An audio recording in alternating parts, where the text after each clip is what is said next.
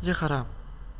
Σε αυτό το tutorial θα παρουσιάσουμε τις βασικές λειτουργίες του ασφαλιστικού συστήματος WARP καθώς και τις κύριες εικόνες που το απαρτίζουν. Ξεκινώντας, ανοίγουμε το πρόγραμμα από το εικονίδιο στην επιφάνεια εργασίας, εισάγουμε τα στοιχεία του λογαριασμού μας και πατάμε σύνδεση. Στη συνέχεια επιλέγουμε την εταιρεία μας. Αμέσως εμφανίζεται η κεντρική οθόνη του συστήματος, η εικόνα του πελάτη, από την οποία διενεργούνται όλες οι βασικές λειτουργίες και η οποία χωρίζεται σε τρία μέρη. Στο πρώτο μέρος παρουσιάζεται ο πελάτης με κάποιες βασικές πληροφορίες του, στο δεύτερο μέρος παρουσιάζονται όλες οι ασφάλειες του πελάτη ανεξαρτήτως ασφαλιστικής εταιρείας και στο τρίτο μέρος παρουσιάζονται όλες οι δοσοληψίες του πελάτη, χρεώσεις δηλαδή, πιστώσεις και πληρωμές. Ας δούμε ένα παράδειγμα. Τον Ανδρέα Ανδρέου.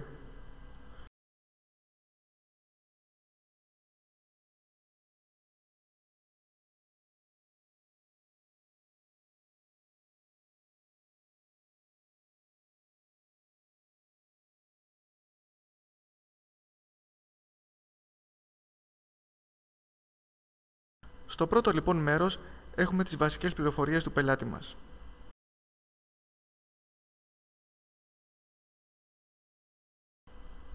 Πατώντας το σύμβολο SYN, ανοίγει η καρτέλα του πελάτη με τα πλήρη στοιχεία του. Τις διευθύνσεις του, τις ταυτότητές του, την ημερομηνία πρώτης άδειας οδηγού και ενδεχομένως κάποιες φωτογραφίες του ή φωτοτυπίες απαραίτητων εγγράφων του.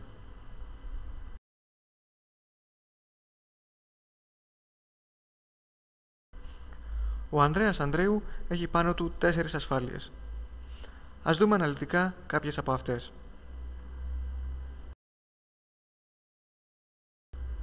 Εδώ έχουμε μία ασφάλεια αυτοκινήτου με όλες τις λεπτομέρειες του συμβολέου.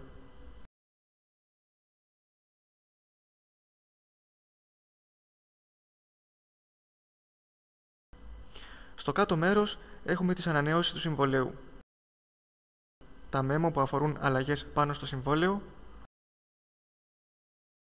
τα αιτήματα που έχει κάνει στην ασφαλιστική εταιρεία μετά από ενδεχόμενο ατύχημα, τα εξαρτώμενα άτομα, δηλαδή τους οδηγούς του οχήματος, καθώς και στοιχεία τραπεζικής εντολής σε περίπτωση που ο πελάτης επιλέξει να πληρώνεται η ασφάλειά του με αυτόν τον τρόπο. Πατώντας το πεδίο χρέωση-πίστοση, ανοίγει το αρχικό τιμολόγιο, η πρώτη χρέωση του πελάτη πάνω στο συγκεκριμένο συμβόλαιο.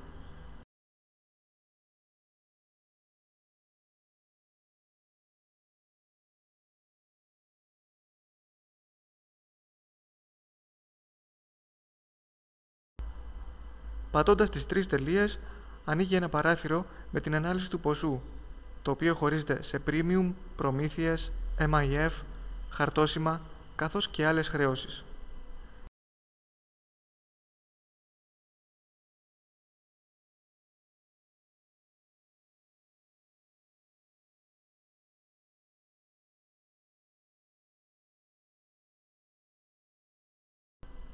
Επιστρέφοντας στο συμβόλαιο και στο πεδίο μέμο, βλέπουμε καταχωρημένη μία πρόσθετη πράξη πάνω στο συμβόλαιο, η οποία αφορά προσθήκη οδηγού πάνω στο όχημα. Πατώντας πάνω στο πεδίο χρέωση-πίστοση, ακριβώς δεξιά της καταχώρησης αυτής, χρεώνουμε τον πελάτη πάνω στη συγκεκριμένη αλλαγή.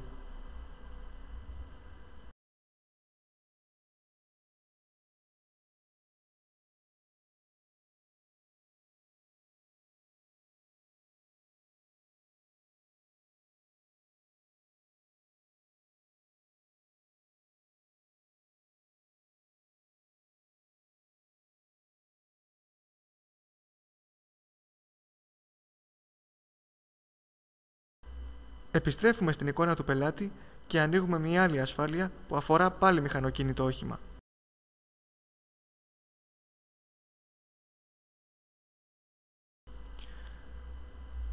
Στη συγκεκριμένη περίπτωση όμως, η κάλυψη είναι περιεκτική.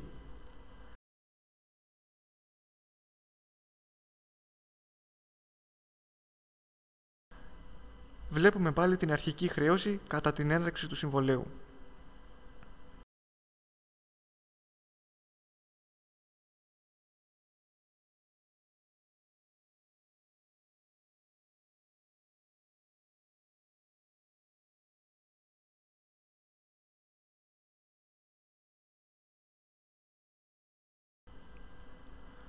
Ξανά πίσω και εδώ στο πεδίο μέμο βλέπουμε μια πρόσθετη πράξη που αφορά μείωση του excess, το οποίο σημαίνει πίστοση χρημάτων στον πελάτη.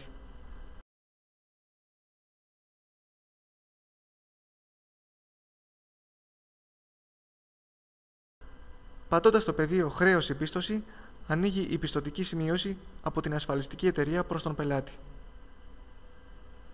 Παρατηρήστε το πρόσημο μείον στην τιμή μονάδας.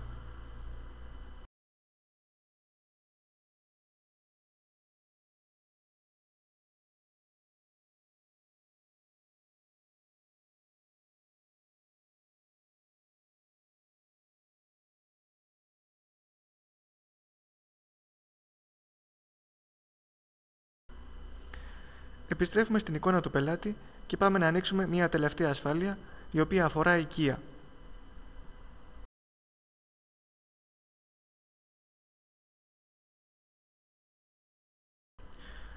Βλέπουμε τις λεπτομέρειες της ασφάλειας και στη συνέχεια το τιμολόγιο χρέωσης.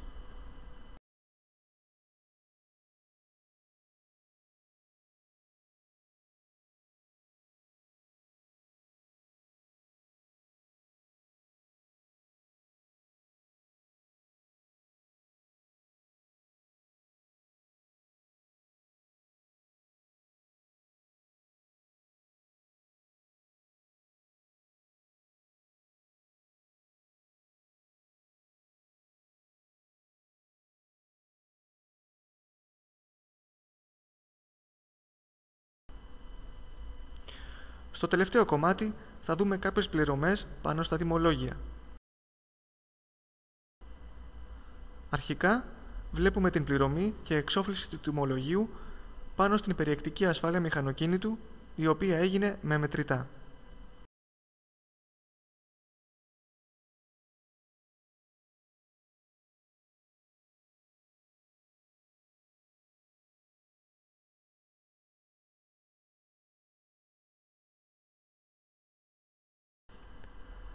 Τέλος, βλέπουμε την εξόφληση της ασφάλειας οικίας, η οποία όπως φαίνεται από τις δύο πληρωμές έγινε σε δύο δόσεις, επίσης με μετρητά.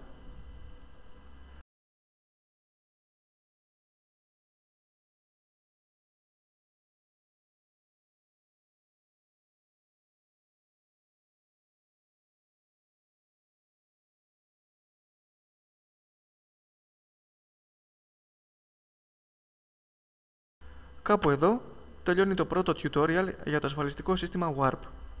Ευχαριστούμε για την προσοχή σας.